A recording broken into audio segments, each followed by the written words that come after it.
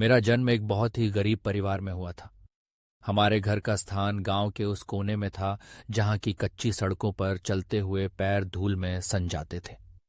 जब बारिश होती तो हालात और भी खराब हो जाते। छत से पानी टपकता, दीवारों से कीचड़ बहता और फर्श पर जगह जगह पानी जमा हो जाता। माँ उसे बाल्टी से निकालती, लेकिन जितना निकालती उतना ही पानी फिर अंदर आ जाता। यह एक निरंतर युद्ध था जिसमें हम हमेशा हारते थे। हम 5 भाई और एक बहन थे। घर में खाने के लिए इतना भी नहीं था कि पेट भर सके। पापा और माँ दोनों दिन रात दूसरों के खेतों में मजदूरी करते थे।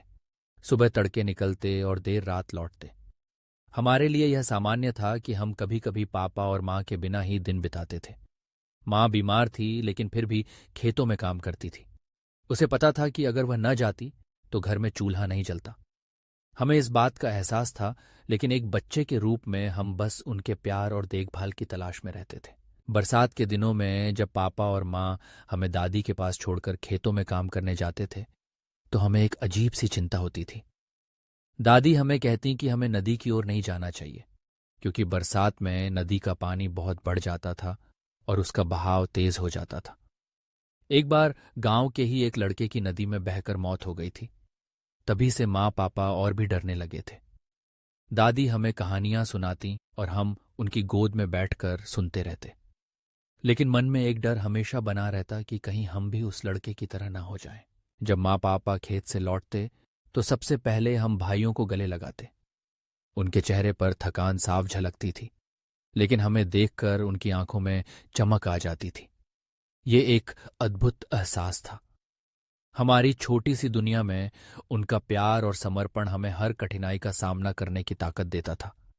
खेतों में काम करने के दौरान अगर उन्हें कोई रोटी या फल मिलता तो वे खुद नहीं खाते, बल्कि हमारे लिए बचा कर लाते ताकि हम भूखे न रहें।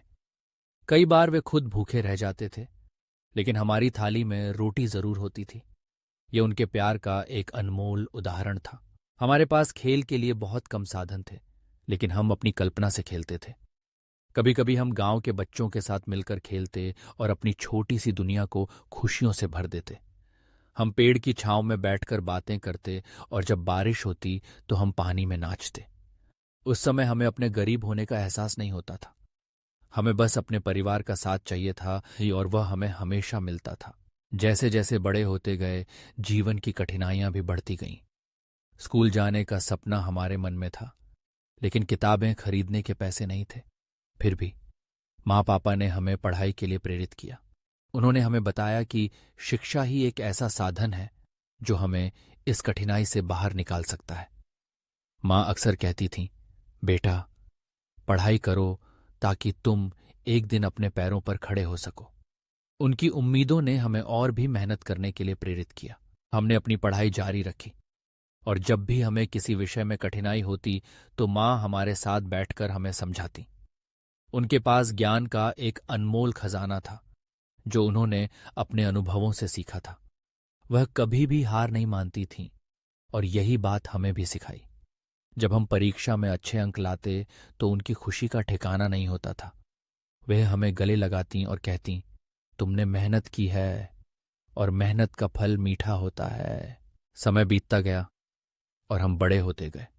हमारी मेहनत रंग लाई और हम में से कुछ ने कॉलेज जाने का सपना पूरा किया। यह सब माँ पापा की मेहनत और बलिदान का परिणाम था।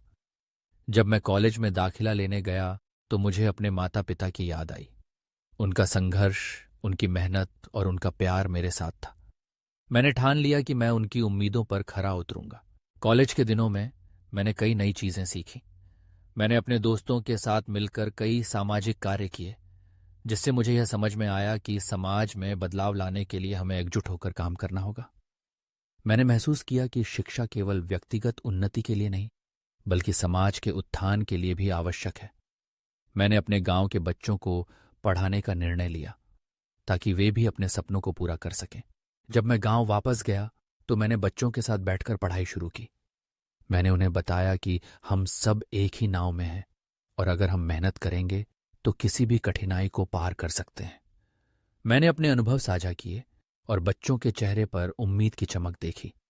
ये मेरे लिए एक नई शुरुआत थी और मैंने अपने माता पिता के संघर्षों को याद करते हुए ठान लिया कि मैं अपने गांव के लिए कुछ करूंगा। मेरे माता पिता का प्यार और बलिदान मेरे जीवन की सबसे बड़ी प्रेरणा बन गया। उनका संघर्ष मेरे लिए एक सबक था कि कठिनाइयां आती हैं, लेकिन अगर हम मेहनत करें और एक दूसरे का साथ दें तो हम हर परिस्थिति का सामना कर सकते हैं। आज मैं जहां भी हूं वह सब मेरे माता पिता की मेहनत और प्यार का परिणाम है। उनके संघर्ष ने मुझे यह सिखाया कि जीवन में कभी हार नहीं माननी चाहिए, और यही संदेश मैं अपने बच्चों और गांव के बच्चों को देना चाहता हूं। गांव में जब काम मिलना बंद हो गया तो पापा मजबूर होकर पंजाब चले गए। उन्होंने वहां मजदूरी शुरू की ताकि घर का खर्च चल सके। जब पापा पहली बार पंजाब गए तो उनके पास सिर्फ 300 रुपए थे, जो उन्होंने किसी से उधार लिए थे। गांव से बस पकड़कर किसी तरह शहर पहुंचे और वहां दिन भर काम की तलाश में भटकते रहे। घर पर माँ हम सब बच्चों को लेकर अकेली थी। दिन में खेतों में काम करती और रात को दादी के पास बैठकर रोती। हमें समझ नहीं आता था कि माँ क्यों रो रही है, लेकिन धीरे धीरे हमें भी एहसास होने लगा कि हमारे पापा हमारे साथ नहीं हैं और हमें उनकी बहुत याद आती थी। कुछ ही दिनों बाद माँ की तबीयत और बिगड़ने लगी। हमें इलाज के लिए पैसों की जरूरत थी, लेकिन गांव में कोई उधार देने को तैयार नहीं था। जो लोग हमारे साथ बैठते थे, जो हमारे अपने कहे जाते थे, उन्होंने मुंह फेर लिया। आखिरकार हमारी थोड़ी सी जमीन बेचनी पड़ी ताकि माँ का इलाज हो सके। माँ ठीक हुई, लेकिन उस दौरान हमें बहुत कुछ सीखने को मिला। गरीबी में अपनों की पहचान होती है। पापा जब पंजाब से लौटे और उन्हें यह सब पता चला तो उनके दिल पर गहरी चोट लगी। उन्होंने फैसला किया कि अब वह गांव छोड़कर कहीं नहीं जाएंगे। उन्होंने गांव में ही मेहनत करके हमें बड़ा किया, पढ़ाया लिखाया, ताकि हम उनकी तरह मजदूर न बने। भाग 3। गांव में राजनीति का जहर समय बदला, हालात सुधरने लगे। अब हमारे पास खाने को था, माँ पापा को आराम मिलने लगा। लेकिन इस बीच कुछ ऐसा हुआ जिसने हमारे गांव को, हमारे समाज को बुरी तरह बांट दिया। हमारा गांव पहले बहुत शांत था। हिंदू और मुस्लिम साथ मिलकर त्योहार मनाते थे, एक दूसरे के घर आते जाते थे। होली में सब मिलकर गुलाल खेलते थे। ईद पर सबके घर सिवियां बनती थीं और सभी साथ बैठकर खाते थे। लेकिन फिर राजनीति ने हमें बांट दिया। गांव में कुछ बाहरी लोग आए। उन्होंने हिंदू मुस्लिम के बीच नफरत फैलाना शुरू किया।